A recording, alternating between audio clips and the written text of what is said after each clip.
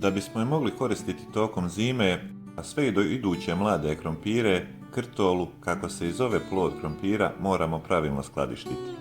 Međutim, prije nego što krompir i dođe do skladišta, važno je napomenuti par stvari, a koje su jako bitne da bi skladištenje uopće bilo uspješno. Kao prvo, treba napomenuti da se krompir vadi kada je potpuno zreo i tada je pogodan za skladištenje, dok mladi krompir uglavnom služi za svježu upotrebu. Drugo, prilikom vađenja također je preporučljivo da krompir odmah pokupimo da bude što manje izložen suncu. Treće, sve krtole koje su prilikom vađenja oštećene ne treba stavljati zajedno s onim koje planiramo skladištiti.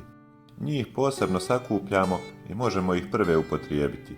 Isto tako, one krompire koje su poprimile zelenu boju, obično su to one na kojima nije bilo dovoljno nagrnute zemlje i koje su bile izložene suncu, one uopće nisu za upotrebu, one su štetne za ljudski organizam. Četvrto, krompir koji skladištimo ne smijemo prati vodom jer na taj način potičemo klijanje i stvaranje gljivica, što u svakom slučaju ne želimo. I kao peto, još ću napomenuti da možemo birati neke sorte krompira koje su ili kasnije ili pogodnije za skladištenje. Sve su ovo bili preduslovi kakav bi krompir trebao doći do skladišta da bi mogao trajati što duže, jer sve bolesti, odnosno propadanje krompira koje se javi u skladištu, dolazi s njive i vidi se otprilike 20 dana nakon skladištenja. Sada ćemo spomenuti neke trikove koji će nam pomoći da ga možemo upotrebljavati što duže i da još pri tome pokušamo koliko toliko spriječiti i klijanje.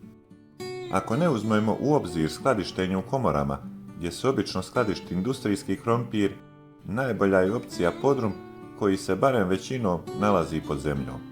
Ni garaže nisu loše rješenje, ali što je veća temperatura skladištenja, to je manji vijek trajanja krompira. Optimalna temperatura za skladištenje iznosi od 7 do 10 stepeni Celzijusa, a i vlažnost zraka bi trebala biti visoka. A reći ću i to da na temperaturi ispod 3 stepena krompir dobija slatkast okus. Međutim, za ovo postoji rješenje, dovoljno ga je ponovo izložiti temperaturama od 10 do 15 stepeni, dan ili dva i slatkasti okus će nestati. Ukoliko prilikom niskih temperatura dođe do promrzavanja, krompir tada više nije za upotrebu. Bilo da je u podrumu ili u garaži, svjetlost ne bi trebalo da dolazi na njega, pa ako se to dešava, potrebno ga je pokriti. Za skladištenje bi bilo dobro upotrijebiti neke gajbe koje nisu potpuno zatvorene kako bi krompir imao dovoljno zraka. Ono što je dobro uraditi prilikom skladištenja krompira je da razdvojimo sitne i krupne krtole.